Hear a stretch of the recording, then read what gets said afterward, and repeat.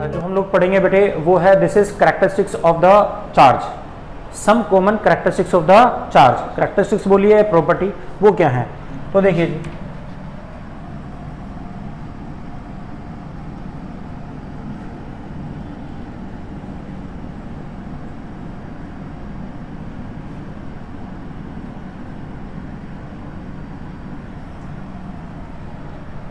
सबसे पहली कैरेक्टरिस्टिक्स के बारे में सुनिए।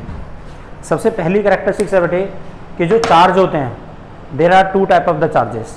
चार्ज हमेशा दो तरह के होते हैं, एक चार्ज होता है पॉजिटिव और एक चार्ज होता है नेगेटिव। दूसरी बात, जो लाइक चार्ज होते हैं वो हमेशा एक दूसरे को रिपेल करते हैं और अनलाइक चार्ज क्या करते हैं, एक दूसरे को अट्रैक्ट करते हैं।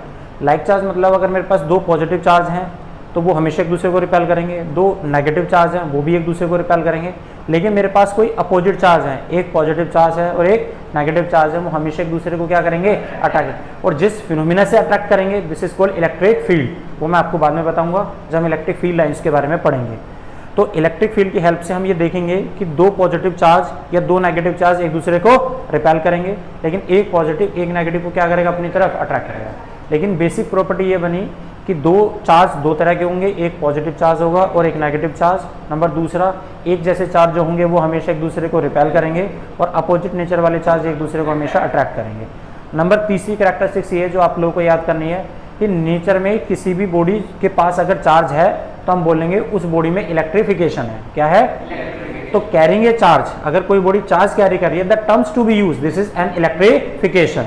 तो कोई बॉडी चाहे पॉजिटिव चार्ज गेन करे चाहे नेगेटिव चार्ज हो उसके पास, अगर उसके पास चार्ज है तो हम बोलेंगे इस बॉडी में इलेक्ट्रिफिकेशन है। तो electrification is basically what, carrying a charge of the body. कोई बॉडी चार्ज कैरी कर रही है तो दिस इज कॉल्ड इलेक्ट्रिफिकेशन। अगली और अहम बात कि हमेशा इस बात को ध्यान रखना है कि चार्ज बॉडी जो होती है we have the charge body, और चार्ज बॉडी के पास एक कैरेक्टरिस्टिक्स ये भी होती है कि वो दूसरी न्यूट्रल बॉडी को भी क्या कर सकती है, अपनी तरफ अट्रैक्ट कर सकती है। कोई भी एक चार्ज बॉडी एक अनचार्ज बॉडी को भी क्या कर सकती है, अपनी तरफ अट्रैक्ट कर सकती है। और ये हम लोगों ने बड़ी छोटी क्लासेस में देखा भी है।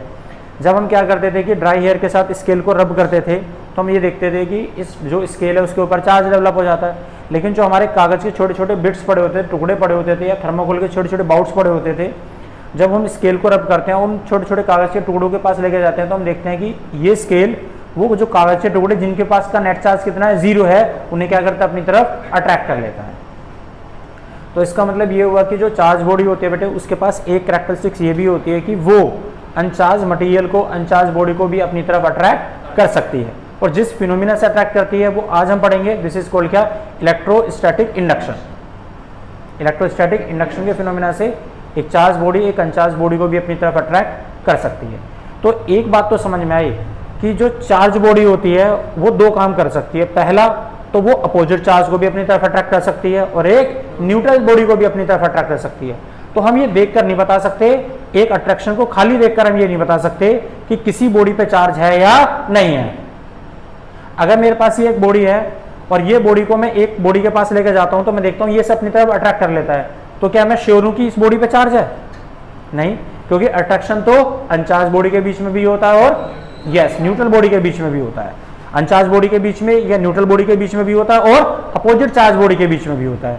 लेकिन मुझे एक चीज से बिल्कुल कंफर्मेशन मिलती है कि बॉडी पे चार्ज है या नहीं, अगर मैं इस वाली बॉडी को इस वाली बॉडी के नजदीक लेके जाता हूं और ये से रिपेल कर देता है, क्या कर देता है, रिपेल, तो क्या मैं बता सकता हूं इस बॉडी पे चार्ज है? यस, क्योंकि रिपल्शन सिर्फ चार्ज बॉडी के बीच में होता है जो एक जैसे नेचर वाली होती है। लेकिन अट्रैक्शन तो अपोजिट चार्ज बॉडी के बीच में भी होता है बेटे और न्यूट्रल चार्ज बॉडी के बीच में, न्यूट्रल बॉडी के बीच में भी होता है। तो इसका मतलब ये हुआ, नेक्स्ट कैरेक्टरिस्टिक्स यही थी कि जो रिपल्शन होता है, repulsion is the true test for electrification. Nature में रिपल्शन एक ऐसा मेथड है जो हमें एक्चुअली ये बता देता है कि किसी बॉडी पे चार्ज है या नहीं है।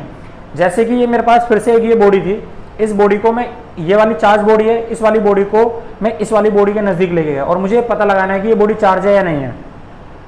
तो जैसे मैं इसके पास लेके जाता हूं तो मैं देखता हूं ये अपनी तरफ अट्रैक्ट कर लेता है। अगर ये से अट्रैक्ट करता है तो मेरे पास दो क्वेश्चन बनते हैं कि यार अट्रैक्शन तो अपोजिट चार्ज बॉडी के बीच में भी हो सकता है और न्यूट्रल बॉडी के बीच में भी हो सकता है, तो मैं ये बता ही नहीं पाऊंगा कि यार ये एक्चुअली में 100% ये बॉडी चार्ज है या नहीं है। लेकिन दूसरे केस में मैं ये जरूर बता सकता हूं कि जैसे मैं इस वाली बॉडी को एक बॉडी के पास लेके गया और इसने इसको दूर कर दिया, तो मैं ये कंफर्म हूं पक्का कि इस बॉडी पे चार्ज है। क्योंकि रिपल्शन सिर्फ किसके बीच में होता है, सेम चार्ज बॉडी में, सेम चार्ज बॉडी के बीच में होता है, तो पक्का इस बॉडी पे चार्ज है। तो रिपल्शन एक ऐसा मेथड है जो हमें कंफर्मेटरी ये बताता है कि बॉडी पे चार्ज है या नहीं है। ये बात समझ में आई। उसके बाद अगली कैरेक्टरिस्टिक्स ये है कि जो चार्ज होता है बेटे नेचर के अंदर, charge is a scalar quantity. Charge nature में कैसा है, और हमें पता है स्केलर क्वांटिटीज वो होती हैं जो सिर्फ मैग्नीट्यूड बताकर क्या करती हैं, अपनी इंफॉर्मेशन को कंप्लीट कर देती है। तो जब हमें बताना होता है कि बॉडी पे कितना चार्ज है, तो हमसे कोई पूछता है चार्ज कितना है, तो हम बताते हैं इतना चार्ज है, इतना चार्ज है। तो इतना चार्ज है, इतना चार्ज है, तो सिर्फ हम क्या बता रहे हैं, मैग्नीट्यूड। अगर उस बॉडी का नेचर नेगेटिव है तो वो नेचर नेगेटिव रहेगा, पॉजिटिव है तो पॉजिटिव रहेगा। तो पॉजिटिव और नेगेटिव तो सिर्फ क्या बताते हैं, उसके बिहेवियर को बताते हैं। लेकिन हम क्या बताते हैं, इस बॉडी पे कितना चार्ज है, मतलब हम किसकी इंफॉर्मेशन देते हैं, सिर्फ मैग्नीट्यूड की। तो नेचर में वो फिजिकल क्वांटिटी जो सिर्फ मैग्नीट्यूड बताकर इंफॉर्मेशन कंप्लीट कर देती है, दिस इज कॉल्ड क्या। तो चार्ज को बताने के लिए क्या मुझे किसी डायरेक्शन को बताने की जरूरत है, नहीं।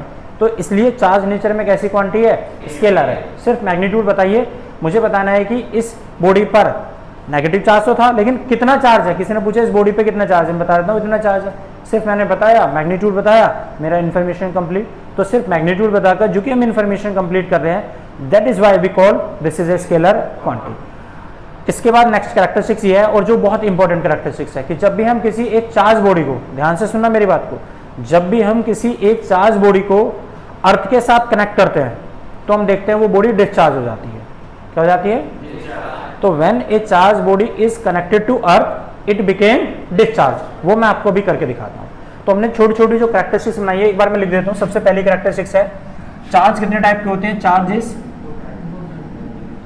दो टाइप के होंगे, एक पॉजिटिव चार्ज होगा और एक नेगेटिव। नंबर दूसरे सेकंड की बात करूं, नंबर सेकंड, तो लाइक चार्ज क्या करेंगे बेटे,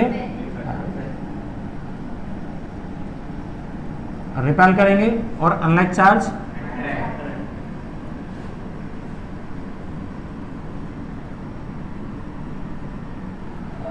number third characteristics, carrying charge,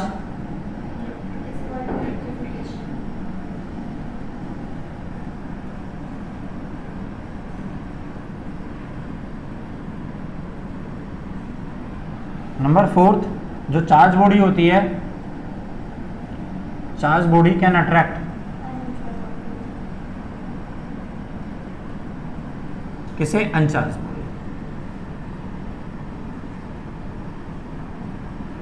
number fifth क्या, कि जो रिपल्शन जो है वो क्या है, ट्रू टेस्ट है इलेक्ट्रिफिकेशन का।